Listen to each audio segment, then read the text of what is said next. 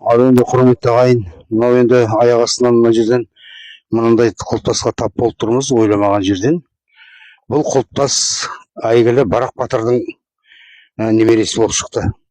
Бұл шөмішті табын ұруы дейді.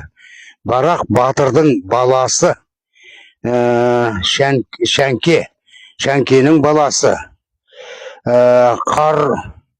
Қоршын уфат болды дейді 30 жасында. Бұны мынаған қайтыс болғаннан кейін белгіні қойдырған қалдырды дейді әкесі Шәңке батыр дейді. Ал не дейсіңдер бұған? Ал бұл Барақтың баласы Шәңке ода батыр болған, мына баласына қойып отыр.